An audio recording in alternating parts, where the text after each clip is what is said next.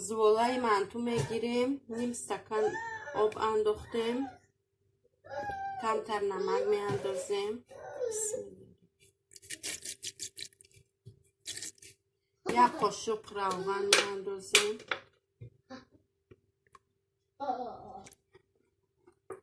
و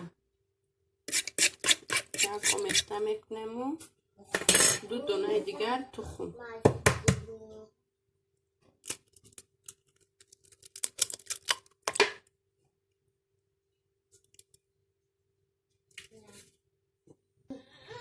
آمیخته میکنیم و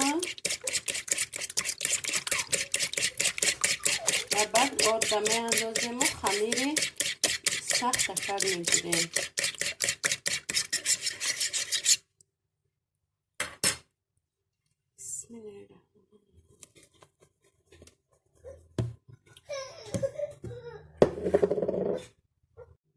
این ما زولمون گرفتیم. میمونیم تا که دم گیره. یکو نیم ساعت تا نیم ساعت ما وای میکنیم. فرشمون تیار کرده میگیریم. تیزمون نبینه خیلی سخت دفعه کمده میگوییم نیست.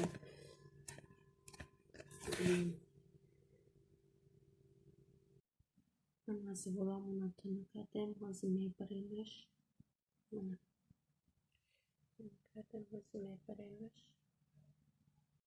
فرشمون تیار میکنیم. من کم روغن گوسفند میده کردم. پیاز، فرش، زیره و نمک و مرچ میاندازیم.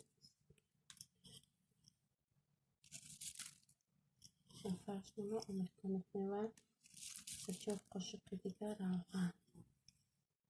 بسیاری بد نه.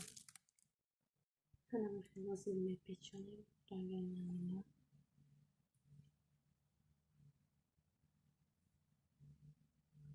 همین خیلی پیچونده شدیم. در بالای گاز میمونیم. مدتی 40 دقیقه پخته تیار میشه و منتوی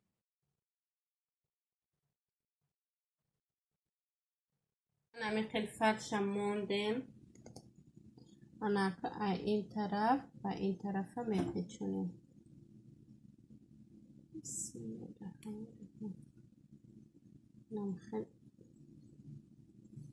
حاضر باز نشون میدیم. همین خیلی پیچوندیم. حاضر باز هم خیلی تاب دادن میگیریم. هر گل منتومون پیچوندیم.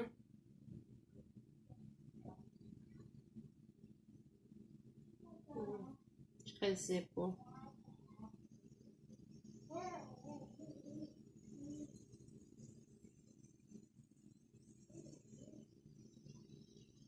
هر گل منتوی ما چخیلی میبینید زیبا با لذت. حاضر کمتر چکای آب کردگی.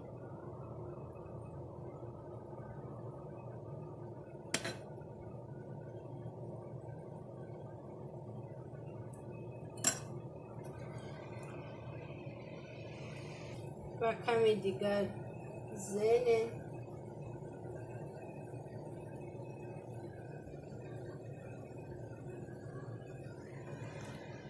اگر ویدیوهای من به شما پسند آمده باشد ابونه شدن و لایک گذاشتن را از خاطر نبرارید و دوستان خود را به کانال ما دعوت کنید.